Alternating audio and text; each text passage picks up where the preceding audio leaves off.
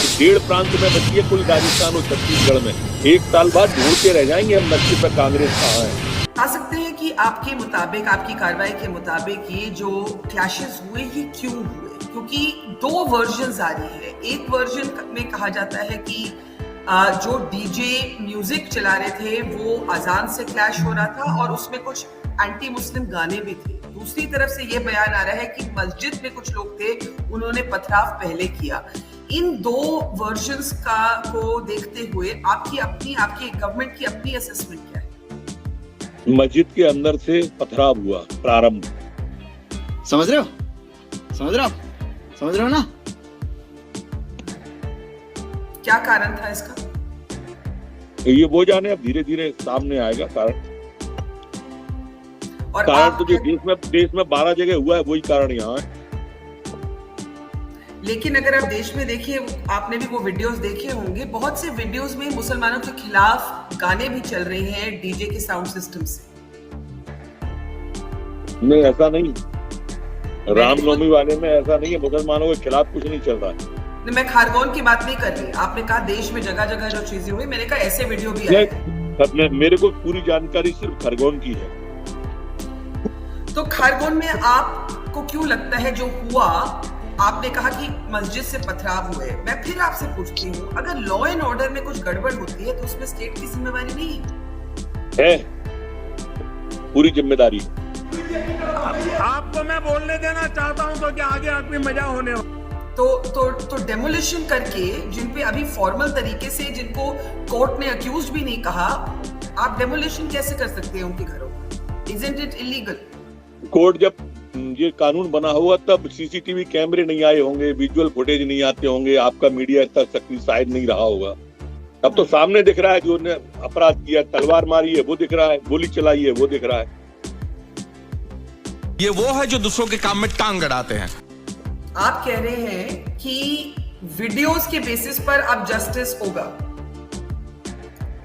अब नहीं, हमेशा ही होगा।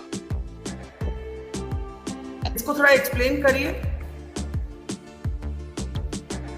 ऐसे ही सुन लो आप, मैं रोटी भी खा रहा हूँ, आपको मालूम है। मैं देख रही हूँ, फिर भी मैं आपको थोड़ा सा पुश कर रही हूँ इस बात पे समझने के लिए कि क्या एक ही बात को आप रिपीट कर रही हो बार बार।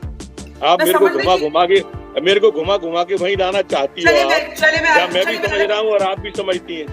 नहीं, चलिए मैं अलग सवाल पूछती हूँ आपसे। आपने कहा, आपने एक बयान दिया कि आप अपना ये रिकॉर्डिंग जो आपने की है ना, इस रिकॉर्डिंग को सुनना कि एक ही सवाल पे आधा घंटा आप घुमाती रही। आप क्यों घुमा रही हो ये मैं भी समझ रहा हूँ। आप मेरे से क्या बुलवाना चाहती हो इतना मैं समझता हूँ। हमारे मूल भाव आपका क्या है ये मैं आपका बहुत, मैं सुनो आप, मैं आपका बहुत पुराना दर्शक हूँ। मैं एनडीटीवी से आपका दर्शक हूँ, मैं आपका फॉलोअर हूँ, मैं आपको बहुत सुनता हूँ जी। ऐसा नहीं है कि मैं आपको नहीं सुनता, इसलिए मैं समझता भी हूँ थोड़ा सा कि आप कहाँ ले जाओगे मुझे घुमा के। गजब बेइज्जती है। आप तो बहुत समझते हैं। आप मेरे से कहीं ज्यादा राजनीति में एक्सपीरियंस है। मैं एक और सवाल आपसे पूछना चाहती हूँ। दिग्विजय सिंह पर आपने आज बयान दिया। आपने कहा कि उनकी जो ट्वीट थी जो फेक निकली बाद में, उन्होंने डिलीट की। आपने कहा इसके बेसिस पर उनको अरेस्ट भी किया जा सकता है। इसके बारे में आप क्या बोलेंगे? क्या उनको ऐसी फेक मस्जिद पे झंडा फहराते हुए नौजवान की करना थी? मैं ना, आप मेरा मार्गदर्शन करो। नहीं, वो ट्वीट गलत था, मैं तो कह रही हूँ गलत था। एक बात गलत है तो कानूनी कार्रवाई उन पे हुई और आगे भी होगी। वो क्या कहते हैं कि जब तक खाने में नमक और मिर्च ना हो तब तक खाने में जायका नहीं आता। 2 बात। लेकिन ये जो स्लीपर सेल टुकड़े टुकड़े गैंगों की हैं, दिग्विजय सिंह टाइप की, जो उज्जैन के अंदर पाकिस्तान जिंदाबाद के नारे को काजी साहब जिंदाबाद समझते हैं, जिनको जाकिर नाइक शांति दूत नजर आते हैं, जो लादेन जी कह के उनको संबोधित करते हैं, जो सेना पर सवाल उठाते हैं, ईवीएम पर सवाल उठाते हैं, चुनाव आयोग पर सवाल उठाते हैं, न्यायपालिका पे सवाल उठाते हैं, ऐसे लोगों के बारे में क्या कहूंगा मैं? तो अब कानूनी कार्रवाई आप क्या सोच रहे हैं उनके खिलाफ करने की? कानूनी कार्रवाई होगी। असेंबल हो रहा है, 4 जगह कायमी हुई है, वो हो जाए असेंबल, उसके बाद कल मैं आपको वो भी बताऊंगा कि क्या कानूनी कार्रवाई करेंगे। दूसरी ओर असदुद्दीन ओवैसी है, उनका कहना है कि जो खारगोन में हुआ वो स्टेट स्पॉन्सर्ड वायलेंस है। इस पे आप क्या कहेंगे? देखिए, ओवैसी जी करते हैं एक जाति की राजनीति।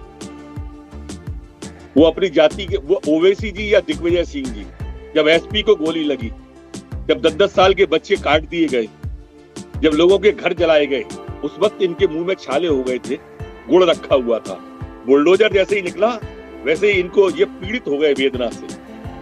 ये जो भाव है ना, ये बहुत गंदा भाव मानते हैं हम लोग। अगर ये प्रतिक्रिया ओवैसी की उस वक्त भी आती जब मस्जिद से पत्थर फेंके थे, जब लोगों के घर जलाए थे, तो शायद हम अच्छा जवाब देते, शालीनता से देते और बहुत प्रेम से जवाब देते।